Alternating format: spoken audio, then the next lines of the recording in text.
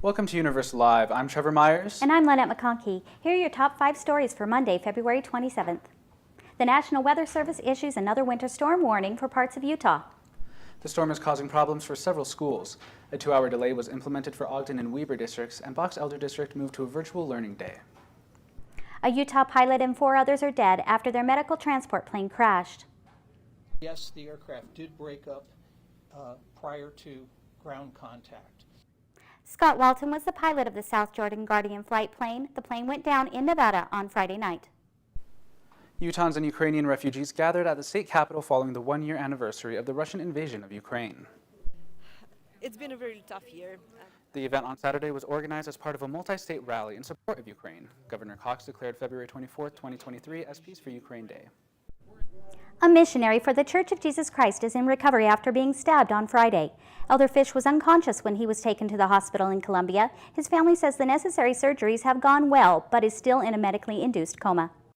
Senator Mitt Romney says he's unsure if he plans to run for re-election in 2024. He made the comment at a town hall in Sandy on Friday after being questioned by media. Romney says he's in no hurry to make a decision. Utahns show their support for Ukraine while the war rages on. Several Utah organizations are offering support to Ukrainians and others affected by the war, both in Utah and abroad. Trevor Myers takes us to the rally at the Utah State Capitol. Here outside the Utah State Capitol, over 100 people have already gathered for a rally to support Ukraine 1 year after Russia first invaded the country.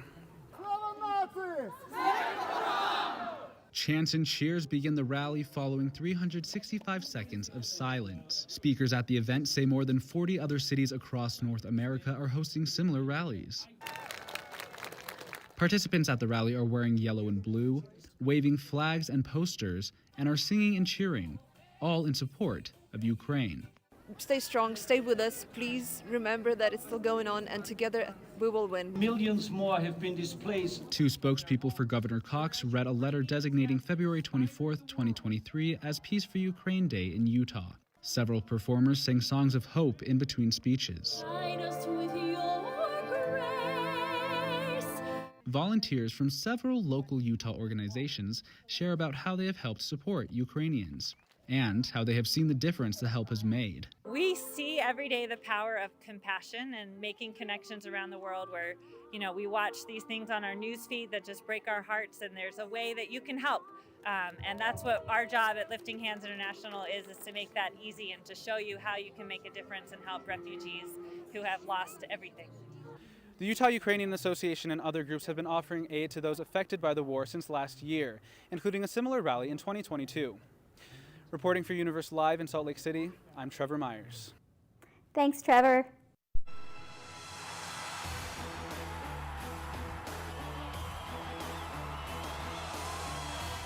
BYU men's basketball ended their regular season with a dominating victory.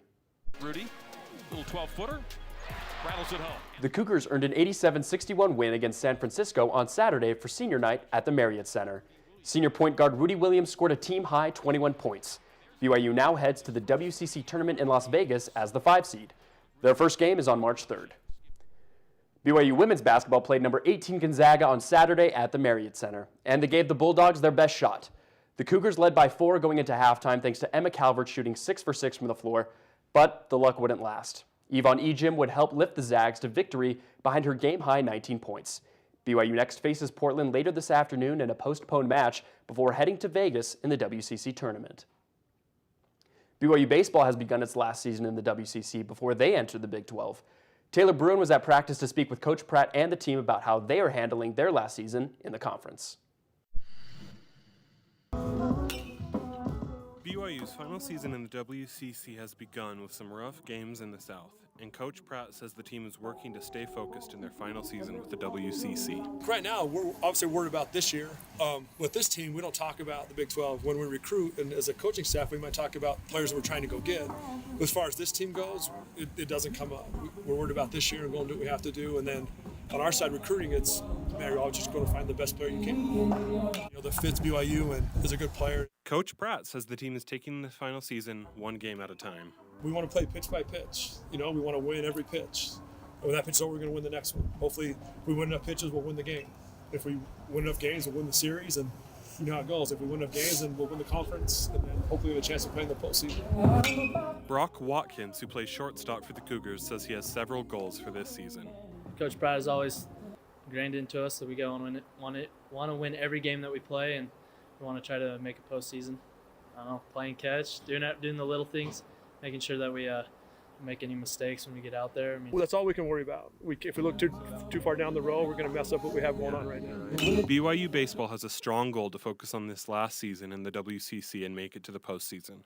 Reporting for Universe Live Sports, I'm Taylor Bruin. Thanks, Taylor.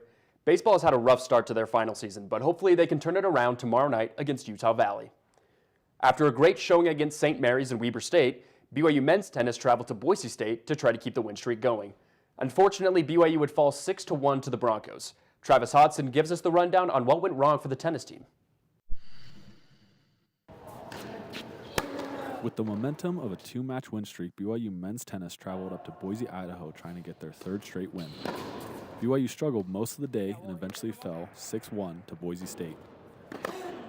It was a tough day for the Cougars. BYU's only wins were a doubles match by Zach Fuchs and Brigham Andrus. Yakovlevich also picked up a win in singles. BYU men's tennis head coach Dave Porter spoke with the media after. He said, quote, "Boise State has a solid team, and we came up short today. We played very well in spots and were without Mateo Vero. Our energy was good, and we're looking forward to next week. Thank you to our family and friends for their ongoing support." BYU was without senior Mateo Vero, and the Cougars missed his leadership on the court. This is the first match of an 8-match road trip for the Cougars. They look to bounce back this week as they travel to Texas to face Texas Rio Grande Valley on Friday. Reporting for Universe Live Sports in Provo, I'm Travis Hodson. Thanks, Travis. Thanks for joining us today for Universe Live. Have a great day.